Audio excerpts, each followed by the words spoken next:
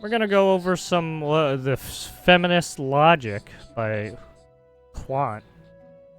Lit no man. He debunks feminist logic, and then we'll go into some other stuff.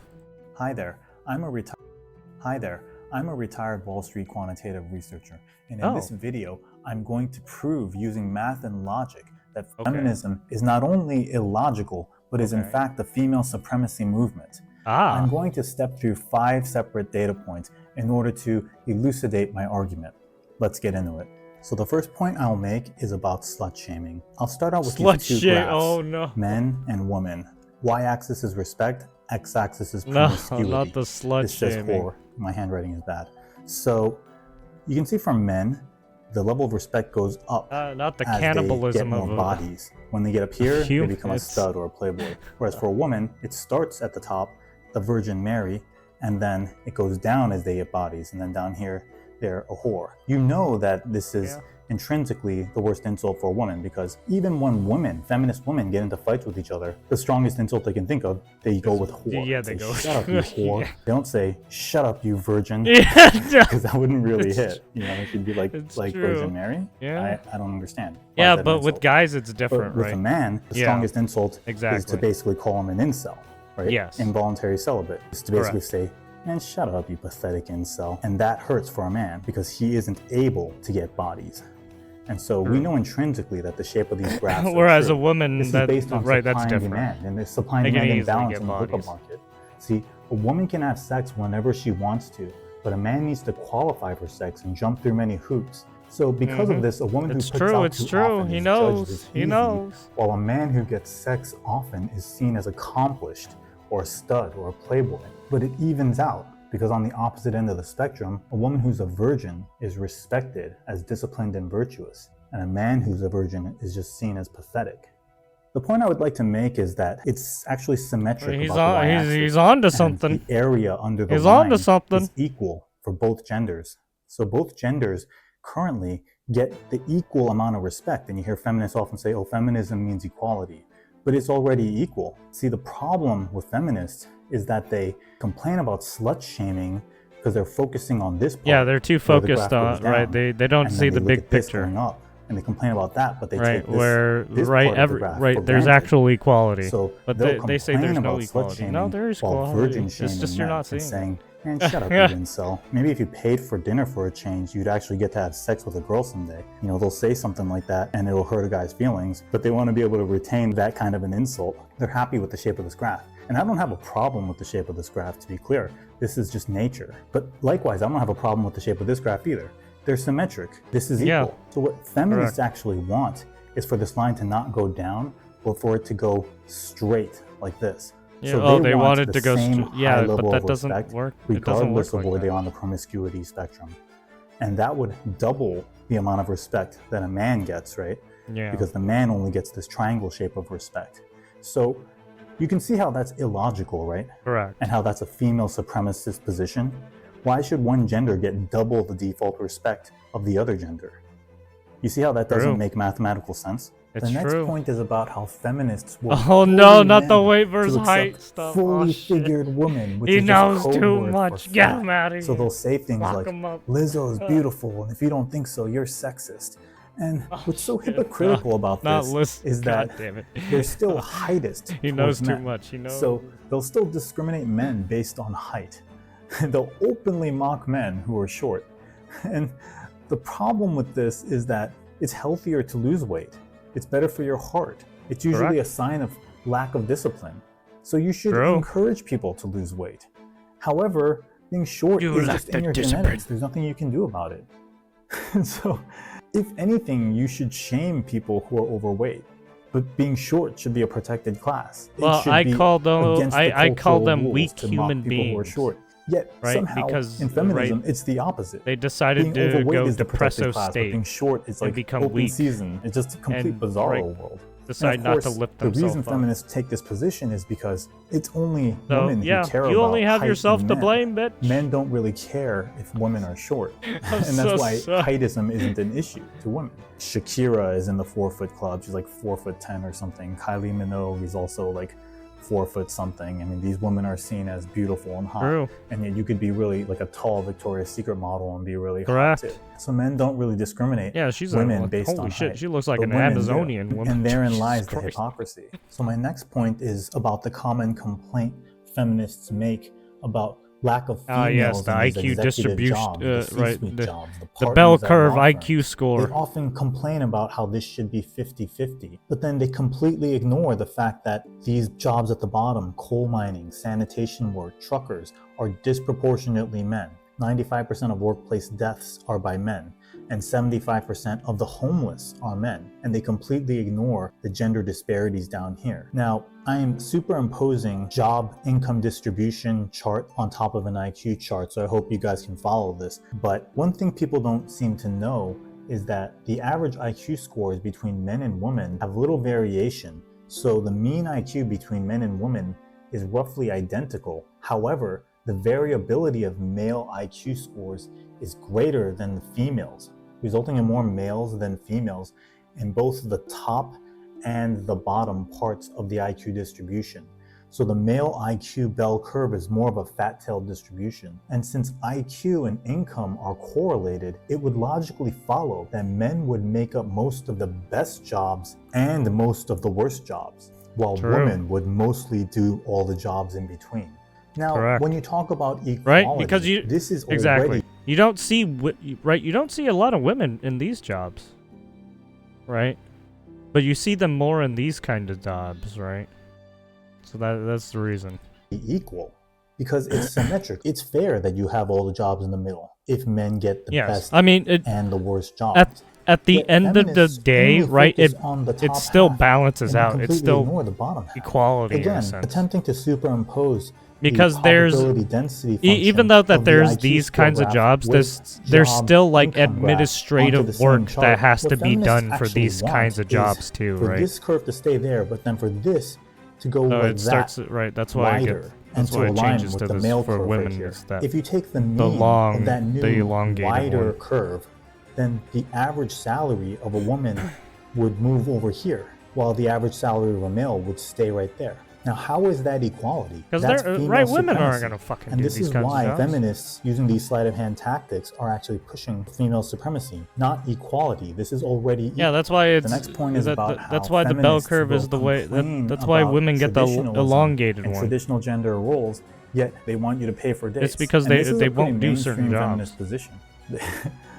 Now, in the past with chivalry, it made sense that men should pay for things because also you could say that they can't money, do those and jobs so too. It was just seen as a counterbalancing gesture, and that doesn't hold true today. Now, where there's all these DEI initiatives that make sure that women are getting paid the same amount as men. That too. They basically want to change it so that, oh yeah, we're gonna try and forcibly have women, right, in those kinds of jobs now. Some fucking hell.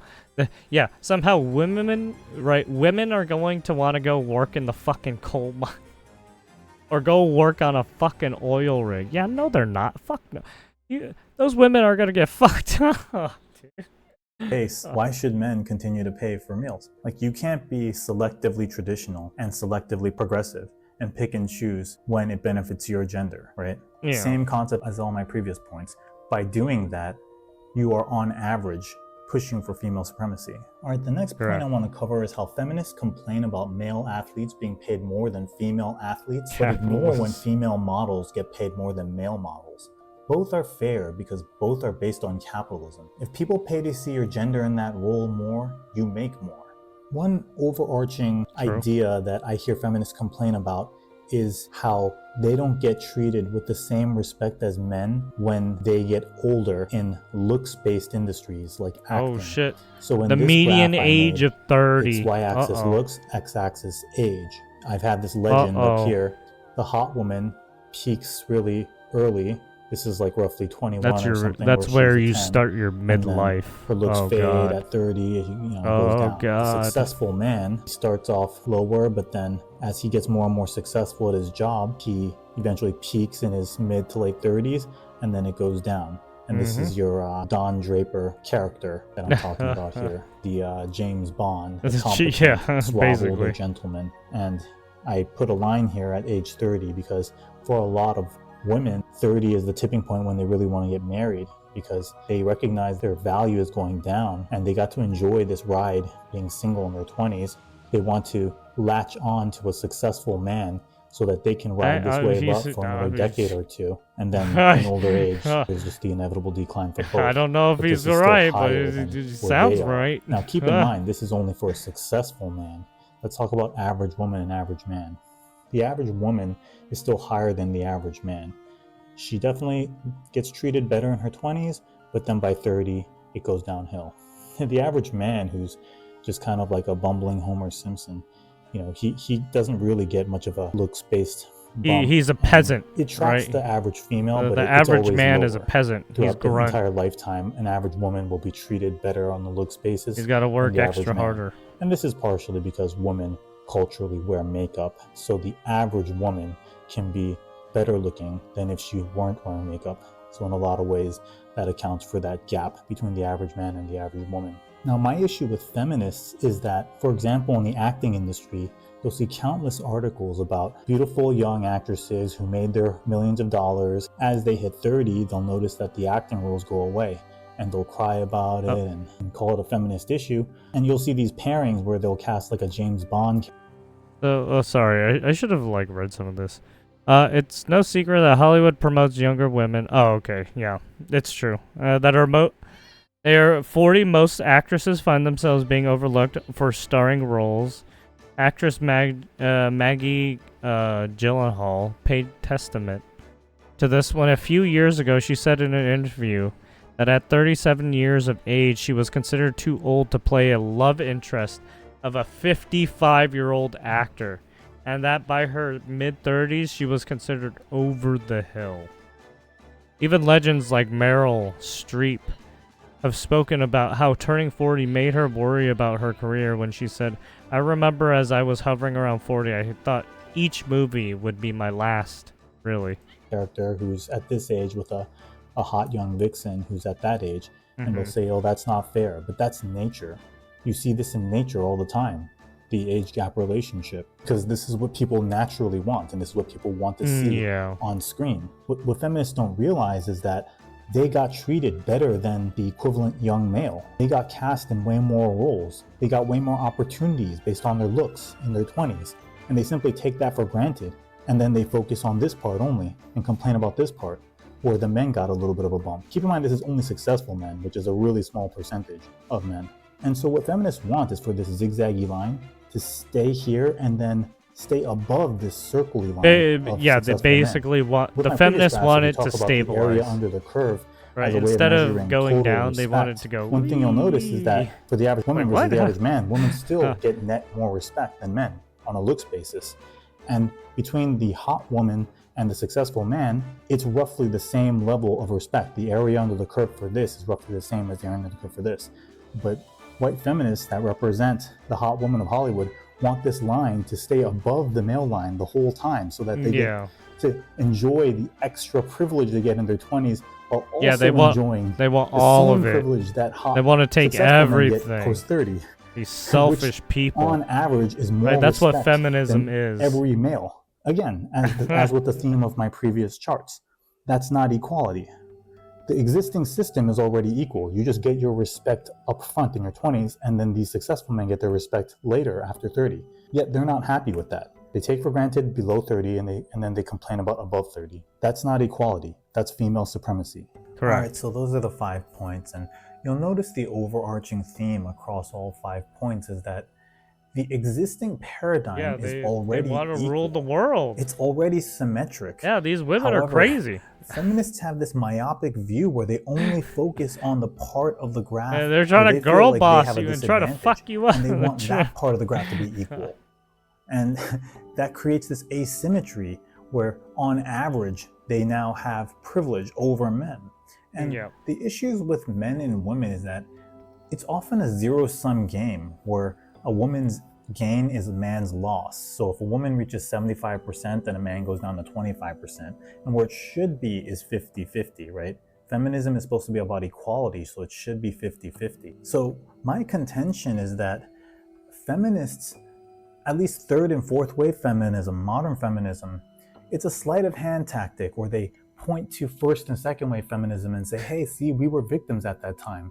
And they, he they point to knows, the man. past, but Right? It's in the same thing with the fucking video game companies. They have more privilege, and the we pendulum didn't do it, swung it's too them. far. And they seem to be okay with that because we're they fine. sort of view it as go look over there. intergenerational revenge for the past. But that's not really a fair way to look at it. And honestly, it's causing a lot of bigger issues. Gender relations between men and women are at all-time lows in the Western world now, where this brand of third and fourth wave feminism is taking over culture. I would really suggest that we swing back to actual equality, and then maybe that will fix things like the male loneliness crisis. A lot of these societal issues we're seeing are the unintended consequences of toxic third and fourth wave feminism. So let me know your thoughts in the comments, and please be polite. Take care. Please be polite, because he just called out a bunch of feminists. Oh, there you have it. Don't hurt me. Please be polite. There you have it. That was a good one. Lit Nomad, if you want to take a look at more of his content. Let's see the other side of it, right? Or Lord help us, some people should be in jail for this. First, I want to a little disclaimer that I wear my heart on my sleeve, so please don't mind my voice shaking. This is another mind rot ideology. I want to thank the Federal Trade Commission for inviting me to speak today. That seems like it's chance to share my story. It might be part of the same movement, right? And what's the still feminists, to so many others, because is an right, these people of consumer protection and fraud. These groups of people, they just go out and attack My name is Claire, so many I'm people and just groom people and shit, right? A week after I turned 14 years old, I was put on testosterone by Dr. May Lau that's why Cook Children's Hospital in Dallas, Texas. Video. 6 months later, Dr. Alan Doolin with the American Institute for Plastic Surgery in Plano performed a double mastectomy on me. Because humans love fucking with each other. I was too young. Sorry. I was too young to get a tattoo. I was too young to drive. I hadn't even learned. Thank you. Thank you, Jamie. So as you can see, this person I hadn't even learned algebra in high school yet. But I was old enough to choose to have healthy parts of my body electively amputated. I was sold a product, medical transition, by professionals and institutions who told me that it would fix my distress and save my life. I was told that if I didn't do this, I would probably end up dead. But here's what they didn't tell me. They didn't tell me that taking cross-sex hormones and undergoing major surgery at 14 years old could leave me with pelvic floor dysfunction and urinary incontinence, problems I have to manage now as a young adult. I'm only 20 years old. Basically, her doing all that are common enough to be known risks. Her doing all that transitioning they were stuff hidden from me her up. At an age where I didn't even understand what these terms meant, let alone the impact they would have on my daily life. She took a lot of drugs, and those drugs had side effects. When and I tried to now warn others paying by the leaving price honest for it. reviews on my surgeon's websites, describing my regret, the complications, the lack of real informed consent, my reviews were deleted. Think about that. A surgeon permanently altered my healthy body when I was a middle school student, and then erased my negative feedback to protect his reputation. If that doesn't sound like fraud, I don't know what does. In any other context, basically, she was a part of selling a the medical gender-affirming product in this way, care stuff. with half-truths and hidden side effects, would be considered fraud. If a pharmaceutical company pushed a drug on children without disclosing the lifelong damage it can cause, they would be sued out of existence. If a cosmetic surgeon buried evidence of complications, they would be shut down. But when it comes to gender medicine, it's not just allowed, it's celebrated. And anyone who asks questions is called hateful. Every week, I hear from more young men and women like me, People who were convinced as kids or as teenagers that the only way to survive was to become a lifelong medical patient. We now live with the irreversible consequences, the scars, the side effects, the pain, and the grief. And we watch helplessly as the same professionals and clinics keep selling the same product to the next generation of vulnerable kids while silencing those of us who speak out. Let me be clear. It is not in my wheelhouse to say that no one should ever transition. I'm here to say that when you sell a product, especially one that removes healthy body parts and alters your life forever, the consumer deserves the whole truth. They deserve honest disclosure of all of the risks, possible outcomes like regret, and alternative treatment options. They deserve the right to share their negative experiences without being censored. At 14, I trusted the adults who were supposed to protect me. Instead, they sold me a dream that turned out to be a nightmare. That's not healthcare, it's blatant consumer fraud. I want to thank the FTC and those in the audience again for giving people like me a seat at the table. Please hold these providers and pharmaceutical companies to the same standards as any other industry. We need real informed consent, we need oversight, and we need to make sure that no more kids are sold a product they can't return. Thank you for listening. There you have it. That's why it says gender affirming care. Thank you for your tremendous courage, And Claire. you still have some people still pushing, right? Still pushing that kind of stuff. Right, to Lord. this day. Okay, and then let us go on to the fat phobia. Because it's all the body shaming stuff, right? Southwest Airlines is going to be Or the self, the destroying of one's Southwest Airlines is self-esteem. going to be requiring plus-size passengers to purchase 2 seats if that's what they need when boarding an airplane. And a lot of people are getting super upset about this new policy, but I'm thinking it should have been this way all along. Let's talk about it. This is Amala Ekpanobi. If you want to take a look at her stuff. Guys, before we get into today's video, please like and subscribe. Today we're talking about Southwest Airlines and their new plus-size policy. And before we get into some of the responses of people who are very upset by this policy, let's figure out exactly what it is. We're going to turn to the news. Southwest Airlines is changing its policy for plus-size passengers. Starting January 27th, passengers who take up space in the neighboring seat will have to buy an extra ticket. And it might not be refunded. Fat feminists. Refunds require an Ugh. open seat on the Fat flight, Karens. same fare class, and a Gross. request within 90 days.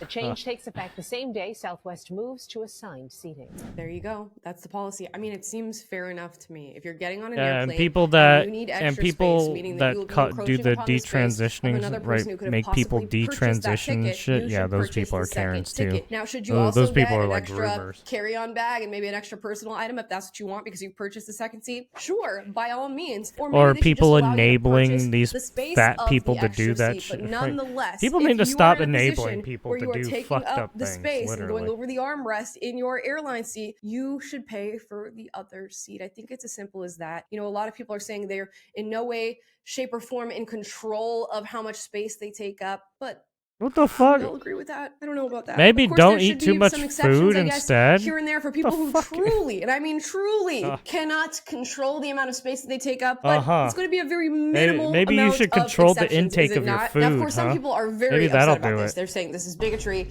and fat phobia. This is ableist. They're throwing out all the different phrases and terms, and we're going to get into some responses right now. Let's watch. Unpopular opinion about the airlines making plus-size people pay for 2 seats.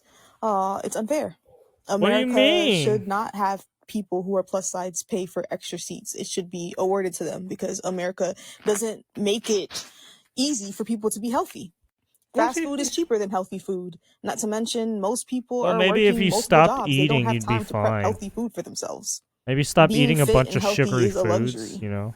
This is coming from Stop someone eating who foods that frequents make you the gym, addicted and I to it. understand that that in itself is a luxury with time and money. Okay, let's respond to this. I mean, not surprisingly at all, this individual is taking a victim stance on the whole matter. The victim now, I can agree that some mentality, people right? can't afford gym memberships, but that does not mean they cannot work out. As for the amount of time that is required to work out, I'm pretty sure most of us can fit in a workout or a little bit of exercise into our day. I mean, it's now, not on the point a of lot. healthy food, she says fast food is in a lot of instances cheaper than healthy food.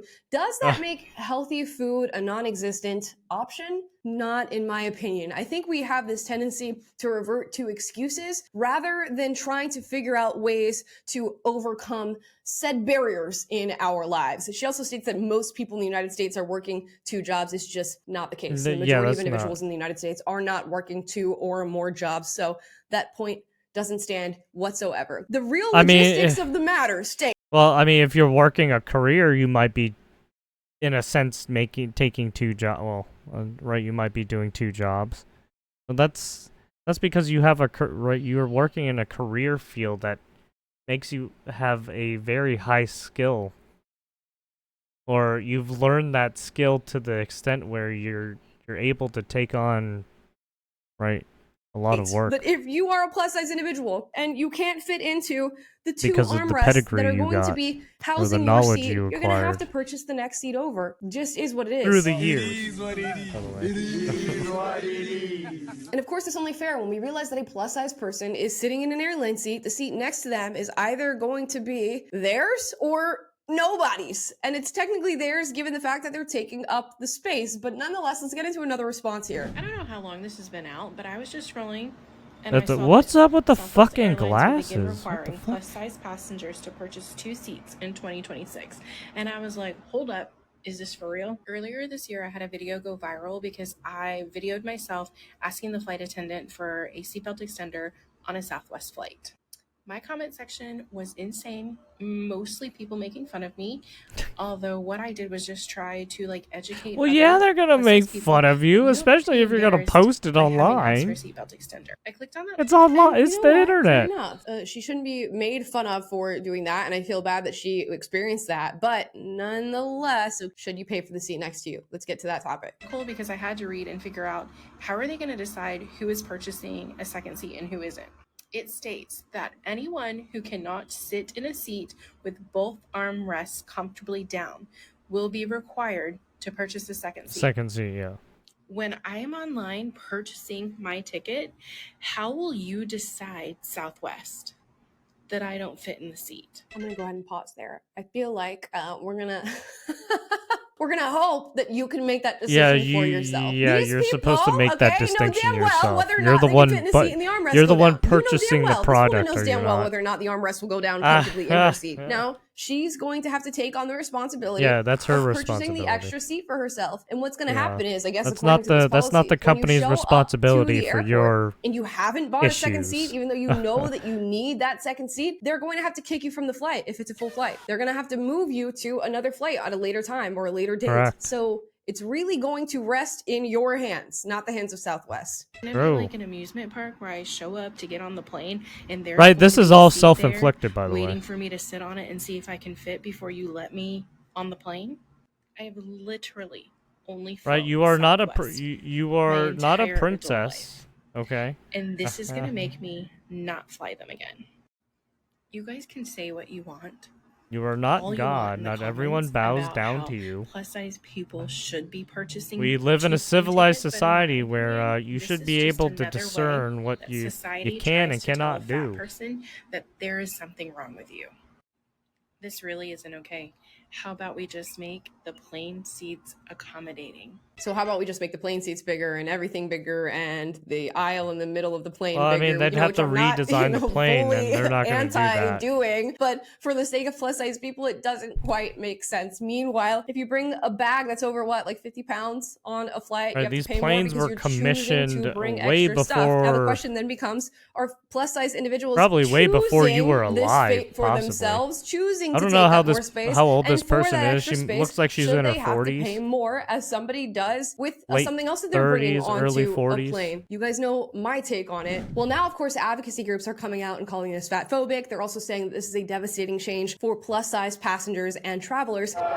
Also, you cannot just understand commission why a new, it right? may You feel cannot that just way, because now you decommission have the to pay for plane, 2 right? tickets. It's And not then the make new cheapest thing in the planes. world. It doesn't But work should like it not that. also function as Are a you gonna wake-up pay call, for that? maybe, about the amount of space that you take up? Are Should you we gonna not then fund come to that the project realization where you're that going maybe we to should work towards a build a life whole new where architect we are able for a to comfortably plane fit in one where it fits plane all these seat? fat And I wanted to people check in? out how That's a lot of Southwest was money. Do operating you have that money? before. I don't think So you I found do. some video examples of how plus-size passengers were being treated and being accommodated. And honestly, it's pretty shocking that they had not moved to this new reality sooner. 2 questions. Do you have the belt extenders up here? Yep. And then secondly, how do I let people know that I have an extra seat next to me? Oh, a little sign. Okay, so we are currently on the plane. We get to pick any seat we want. I want this one. I want this one. So we have chosen our row, and this is the sign. Do not occupy. It's going next to me in my seat. Incorrect. Sheila did not have to drive up that mountain. All she had to do was fly Southwest. So there you go. And that's Samira. She's a very popular plus-size influencer who talks she's the about influencer. fat phobia. She also posted another video of her on a Southwest flight saying that big at fat least she's bitches polite. pre-board on Southwest. So they get on earlier than any other individuals, or at least they did in the past. I don't know what the new reality is going to be for plus-size people. So not only were they allowing these individuals to get 2 seats and giving them the little sign for at least not occupied, they're also at allowing least them she's to pre-board, nice. which means if At you're least plus she's size, not you like get to those go on a other Southwest fucking flight assholes. where everybody right? sort of scatters on and chooses their seat those and hopes those to other be women in a are good position, fucking a and you get to handful, choose man. first. Make that make sense. And I'm also thinking about if you don't take Yeah, up, she's- let's see, the whole 2 seats, and you take up one She's and a being half, you're now respectful, in an extra everything's- space seat where everyone's- everybody else on everyone's happy, Southwest is everything's paying smooth for sailing, no their issues. rectangle with their 2 little armrests. This is how I fly at 500 pounds. It's Oh, crazy. shit. Let's check it out. I am where most fat people are afraid to go, the airport. Fat people hate the airport. Why? It's a lot of walking. It's very small seats. No one likes to go yeah, there. it's How you doing oh, today, man? I'm doing pretty well. I bet for fat people when delayed flights happen or when they have to change gates because their flight, right, their plane changes and they have to run across the whole, right, the fucking other side of the goddamn fucking airport. Oh, that must fucking suck. I'm a plus-size passenger. As a plus-size passenger, I get an extra seat. That's why I love Southwest. It is the best. So there you go. It's definitely going to be There a you new go. reality Yeah, at see? Southwest. And I will go ahead and shout out the fact that I am seeing some plus size See, people saying this is a totally those reasonable two move people on had behalf no of issues Southwest and whatsoever. other airlines But because they those first understand two that ladies in the taking up more beginning, like, space what the means you fuck? do have to pay for more space. Are That you- is literally are what's you on like sale when we this? talk about buying the seats Can't you on just an be airplane. reasonable? So for you to be taking up more space means you buy more space. Now, as I said before, this should function as a huge wake-up call, not only for people who are traveling on planes, but just for the United States of America. We have a huge I guess problem we here in the we United just States, not just with we adults, but just also can't, as with human children. beings, and we instead just of can't really act civil facing anymore, it and right? talking about the issue and working on a logical, reasonable policy prescriptions for this issue, we're just with anger ignoring and it? violence. I don't know. Calling for some people fat reason. phobic, pushing GLP-1s on individuals. I don't know what we're doing here. Anyway, Southwest Airlines is realizing what's going on. And although this is an economically advantageous move on behalf of the airline, Oh yeah, the it's airlines also are making a lot of money reasonable one, from and this. it's probably going Or, to well, make they're making for extra a more money from comfortable this, traveling right? experience for all involved. As they And guys, those already are my do thoughts with on making Southwest Airlines high-priced and their stuff new in the plus-size fucking travel right policy, airlines. which I and guess stuff. is going to be implemented Dude, the in airlines is 2026. fucked. Let me know your thoughts in the comments down below. As always, if you disagree with anything I said in this video, duke it out, but do so respectfully. I encourage But you at to the same on this time, channel. just follow And if you like the this video, rules. like, subscribe, click the notification bell to be notified every single time I Respectful, post a Jesus video for you Christ. guys, which is every day. And I will see you guys. It all comes down to if you're disrespectful, you're gonna fuck around and find out, right? Alright, there you have it. Yeah, there you have it. With that, that's gonna pull it all for all those videos. Please give a like and subscribe to all those right sources that we just viewed. And there you have it. Peace out.